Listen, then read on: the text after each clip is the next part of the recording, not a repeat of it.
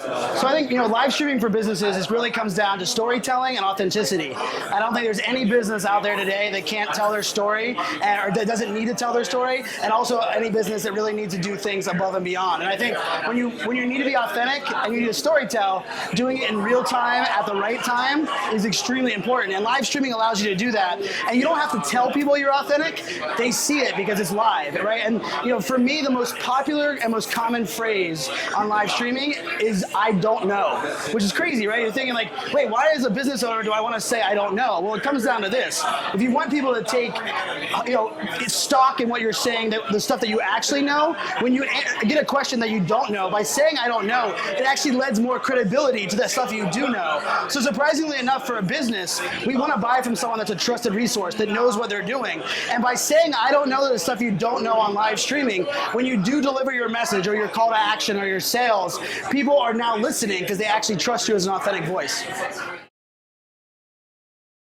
So on my hat, it's think like a fan, and that's my philosophy. My last name being Fanzo helps in that as a philosophy. But think like a fan is you put myself in those situation. If I was a fan of that company, if I was a fan of that person, if I was a fan of that brand, what kind of access would I want? And I use the word access all the time because it's access to people, access to experiences. So for me, it's behind the scenes. It's taking people on tours. The fact that live streaming is now mobile is something we forget. We're going to put it on a tripod and we're like, okay, now we're live streaming. No, the fact that I can walk down the streets of South by and share my view, stop people on the street, ask them how they're doing, or before I go on stage, or my favorite for small businesses, if you're a brick and mortar and you do a sale every Saturday, your audience would love to know why you put certain things on sale. So why not tell your audience, hey, every morning before we open the doors, I'm going to give you a little backstory on why we put these things in our front display or why these products are on sale, because ultimately it connects people. And if you want somebody to not buy it online and get in their car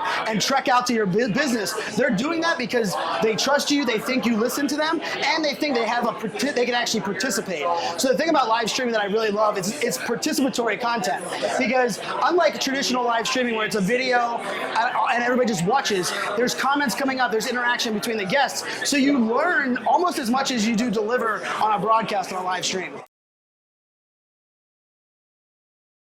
So the future of live streaming is crazy. I don't really know where we're going to go. VR, AR is going to play a role in the live streaming. But I like to say there's two things I know that will never go away. It's the importance of storytelling and the importance of authenticity. So the idea for a brand of why would I invest my time if it's still changing, those two things are things you have to work on. So from a technology perspective, Facebook Live is making a huge push. I will tell you right now, if you don't realize it today, you're going to see live video in your feed tomorrow, the next day. The White House did it yesterday. The NFL was doing it. ABC's now doing it. And these are other brands. We have the Applebee's and we have, Jolly Rancher candies are all doing live stream videos on Facebook as well. So I think for me, it's going to be an interesting play. There's going to be different elements. Like, we have Periscope uses Twitter. And I like to think of Twitter, I have a tagline, I call it the global unfiltered fire hose of communities, because really it gives you an unfiltered avenue to the world. People don't have to know you. They don't have to like you. They don't even have to know what you do. And they can discover your content because you use a hashtag or they searched. But then when you're looking at things like Facebook,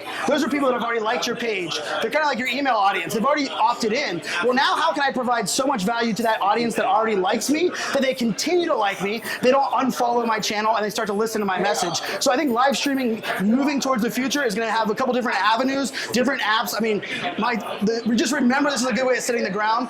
Google was the 27th search engine. So Google was the 27th search engine that became the catalyst now for everything, where live streaming, we probably have 8 apps total, and 3 of them that are still around right now. So I wouldn't be surprised that even the 2 that we're using primary today, Periscope and Facebook Live, I wouldn't be surprised 3 years from now, those 2 don't even exist. And we have some new version of them. But the interesting thing is relating with your audience, having conversations, and then ultimately storytelling. By using this technology, you're honing that skill as well as growing that ability to do that with your audience.